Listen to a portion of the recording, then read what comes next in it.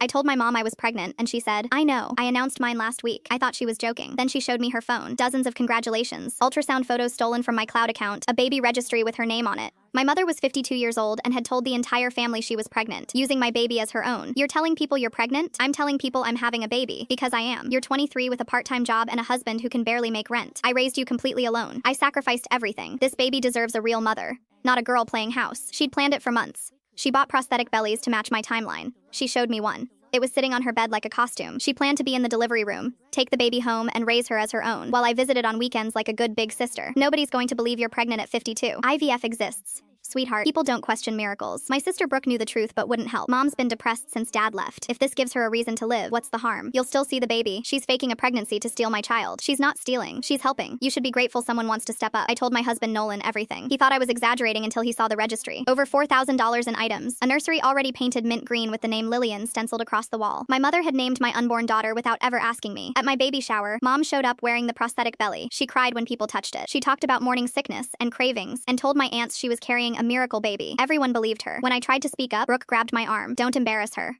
She's fragile right now. She's wearing a fake stomach. She's coping. Mom started appearing at my OB appointments. She told the receptionist she needed to be present for shared care planning. When I told the doctor she had no authority over me, Mom broke down sobbing in the waiting room telling other patients I was trying to keep her from her own child. At 7 months, I found documents hidden in her house. She'd consulted a family lawyer about emergency guardianship. She'd pre-written a letter to CPS claiming I had severe postpartum depression, dated 6 weeks before my due date. She was building a legal case before my daughter even existed outside my body. That night I photographed everything. The prosthetic belly in her closet, the pre-dated CPS letter, the nursery with my baby's name on the wall, the registry receipts, the lawyer's correspondence. Every piece of evidence proving she wasn't a concerned grandmother. She was planning a kidnapping in broad daylight, and nobody around me could see it. I gave birth 3 weeks early at a hospital 40 minutes away and told no one except Nolan. When Mom called demanding to know which hospital, I said we wanted privacy for the first few days. She drove to every hospital in the county, found us at the third one. She walked into the maternity ward wearing the prosthetic belly, told a nurse she was also a patient, and tried to access my room. Security stopped her when she couldn't produce a patient wristband. She called Brooke, who called me screaming. Mom is having a breakdown in a hospital parking lot. She just wants to hold her granddaughter. She's wearing a fake pregnant belly trying to sneak into my room. Brooke, go there and ask her to lift her shirt. 20 minutes later, Brooke called back barely able to speak. She wouldn't take it off. She kept saying it was real. I grabbed it and it came off in my hands. She just stood there and said, you don't understand. I carried that baby in my heart for 9 months. She belongs to me. I filed for a restraining order with every photo, every document, the pre-dated CPS letter, and Brooke's signed statement about ripping the prosthetic belly off our mother in a parking lot. The judge granted it the same afternoon and ordered a full psychiatric evaluation. Mom showed up to the hearing in a maternity dress and told the judge under oath she was the biological mother. He ordered a DNA test. She refused and walked out of the courtroom. My daughter's name is not Lillian. My mother will never know her real name, where she lives, or what she looks like. Somewhere in that house, a mint green nursery sits perfectly decorated, waiting for a baby who is never coming.